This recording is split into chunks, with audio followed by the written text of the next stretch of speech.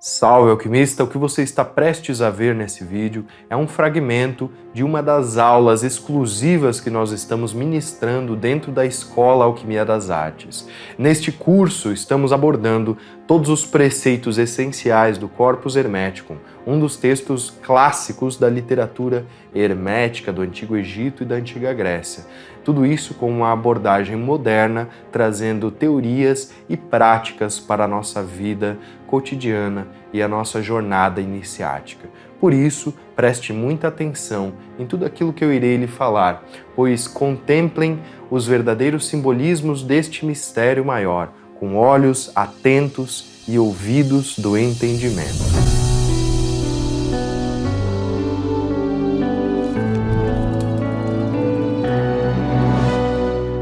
A visão do Sol não é uma conjectura, pois o raio visível do Sol envolve o mundo inteiro com seu brilho mais luminoso, tanto a parte que está em cima como a parte que está abaixo.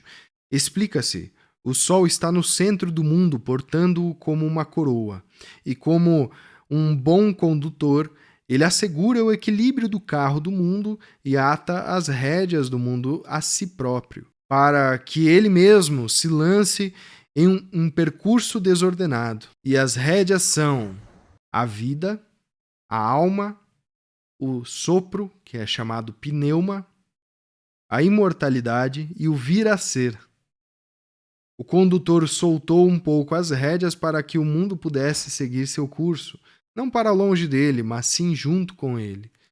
Então, o Sol largou um pouco as rédeas, significa o quê? Nos deu escolha, livre-arbítrio, capacidade de decidir. Então, ali no versículo 9, eu também já quero trazer que ele vai nos trazer uma ideia de transformação de todas as coisas, né, pelo movimento espiralar do Sol. Então, este movimento espiralar que o Sol faz, e que faz tudo também rodar nesse movimento, ele vai trazer a ordem cósmica. Ele vai trazer a transfiguração dos seres. E aí os seres imortais não mudam de corpo, né? Ou talvez transmutam o seu corpo, mas não precisam trocar, no sentido da alma sair do corpo e ir para outro, esquecer tudo, passar por um renascimento físico, né? Como nós passamos. Mas nós que somos mortais, nós devemos passar por estes ciclos solares. Então, no versículo 9, ele vai nos trazer o seguinte: o Sol, né, ele está se referindo ao Sol, ele os remodela e os transforma à maneira de uma espiral, quando a mudança transforma uma coisa na outra, de gêneros a gêneros e de espécies a espécies, elaborando-os como o faz com os grandes corpos. Explica-se: a permanência de todos os corpos é mudança. Em um corpo imortal, a mudança é sem dissolução. Em um corpo mortal, a mudança é acompanhada de dissolução. E é justamente isso que distingue o imortal do mortal e o mortal do imortal. Então aqui ele explica muito bem, né, tudo isso que a gente está comentando aqui. Ele vai trazer uma ideia muito importante, que eu quero que vocês prestem bastante atenção.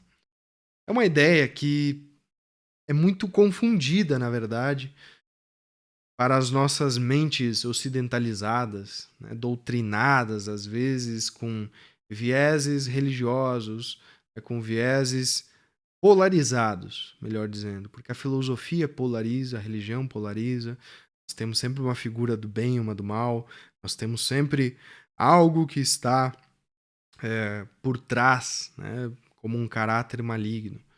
Só que a gente desassocia isso do todo. Né? Muitas vezes, quando as filosofias e religiões tentam trazer puramente o dualismo, isso nunca se integra, nunca se assenta uma coisa na outra. O hermetismo já vai trazer a ideia de daimons como agentes da natureza solar. Então, se para um lado a palavra daimons em grego, né, lembrando que essas palavras são gregas, tá? Tem origem grega. Daimones, né, daimons, eles são as partes da alma da natureza. E a natureza, ela é um tanto quanto instintiva, né? Se você for na selva encontrar um leão, encontrar uma onça, né, no nosso caso aqui, e uma onça pintada, algo do gênero, um puma, ele vai ser super instintivo. Ele vai agir de uma forma que talvez você não vai gostar, né? Não é como você espera que seja. Mas é a natureza dele. Da mesma forma como tem casos em que ele não age para matar em si, de uma forma aparentemente maligna, mas que ele haja de uma forma dócil. Também é possível, porque é outro lado da natureza. E os daimons, eles são as partes da alma natural. Não é o leão, né? Não é o urso, não é o cachorrinho, o golfinho ou qualquer coisa. É aquilo que formou este ser. É aquilo que engendrou este ser. Qual é a força arquetípica que está por trás de toda a natureza instintiva daquele ser específico? Então, estes são como daimons maiores. Mas existem inúmeros daimons. Existem inúmeras forças que agem para manter o fluxo cósmico, que agem justamente para ajustar mesmo nas tentações, nos desvios, na maldade, mas também na bondade, também na correção, na cura, no elevar da consciência. E estes daimones, esses daimons em si, eles não são de todo mal, de todo ruim. Existem alguns que são como naturezas que nós identificamos malignas, outros benignas. Existem daimons mistos também. É interessante nós vermos, pelo menos, a ideia a priori do que é um daimon, né? E aí dá para a gente falar um pouquinho sobre a magia do rei Salomão, né? Quando a gente fala do rei Salomão, inclusive bem análogo, né, a essa ideia do rei Amon, Solomon, Shlomon é o nome original. Ele era este rei, filho de Davi, filho de uma alma que veio dos reinos mais abissais da terra, como um resgate da alma primordial, Adam Kadmon. Esta alma primordial, Adam Kadmon, é uma natureza que provém da natureza original.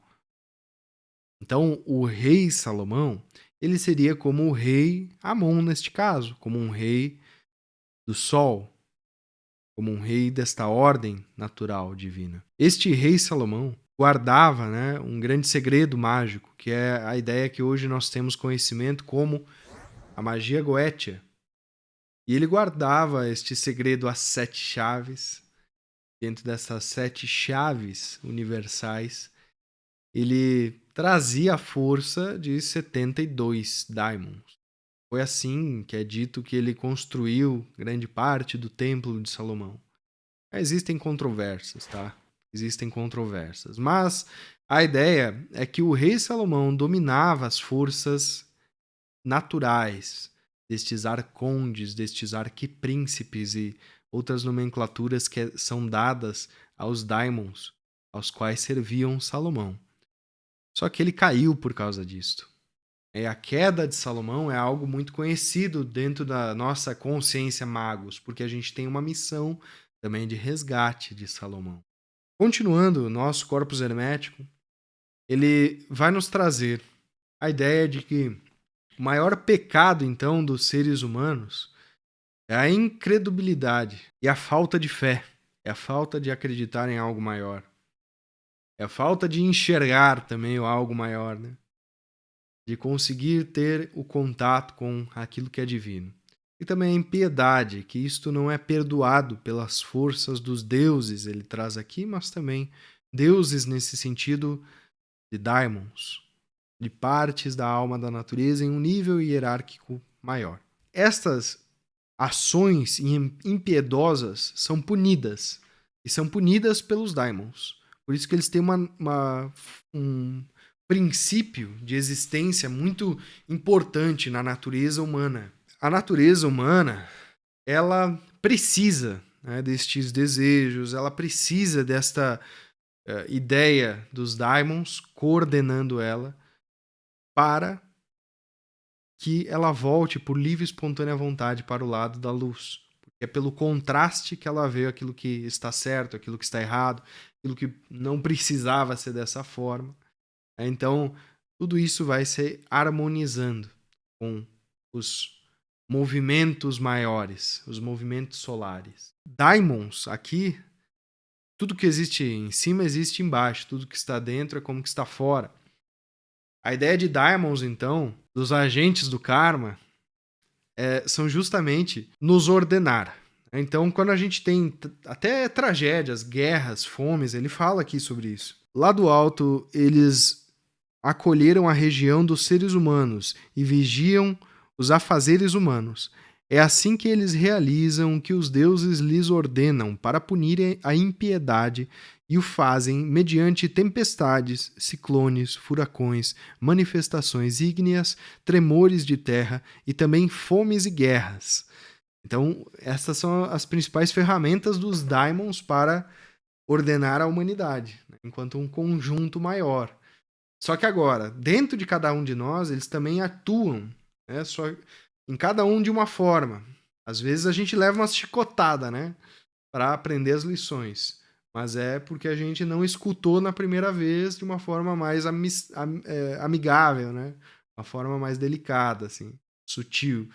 Então, se nós começarmos a ver esses ensinamentos, sentir isso de forma leve, nas primeiras sacadas já, opa, esse hábito aqui eu tenho que mudar, opa, isso aqui não está conivente com o caminho que eu estou seguindo, né? Talvez eu tenha que ler um pouco melhor, prestar mais atenção aqui e ali. Enfim, o que for de lições que aparecem para nós, de curas para a nossa essência humana, é interessante nós percebermos isso com antecedência para já passar esse nível. Então, percepção ajuda o bom daimon, vamos dizer assim. É melhor a gente agir pelas percepções sutis do que deixar o chicote estalar dos daimons mais casca-grossa para nos ordenar. Então, nessa vida, a gente tem que ter essa sutileza, né, para chegar à bênção da luz.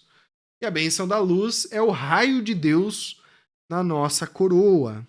É o raio do sol, do rei Amon. É o raio de Deus, do artífice, do Criador. Este é o raio da consciência. E agora eu queria ler para vocês os dois últimos versículos, versículo 17 e 18. Em suma, o mundo inteligível depende de Deus, o mundo sensível depende do mundo inteligível, e o sol recebe de Deus para a sua manutenção o influxo do bem, isto é, de sua ação criadora, por meio do mundo inteligível e do mundo sensível. Então, vejam bem, o Sol recebe de Deus para sua manutenção e influxo do bem, isto é, de sua ação criadora por meio do mundo inteligível e do mundo sensível. O Sol é o ponto que recebe do mundo inteligível, arquetípico, e emana para o nosso mundo sensível, para que as criaturas, a sua criação, possa seguir os influxos do bem, né? Gostou deste pequeno fragmento do nosso estudo fechado do Corpus Hermético? Então se inscreva agora mesmo na Escola Alquimia das Artes, clicando no link que vai aparecer aqui embaixo. Eu vejo você dentro das iniciações herméticas.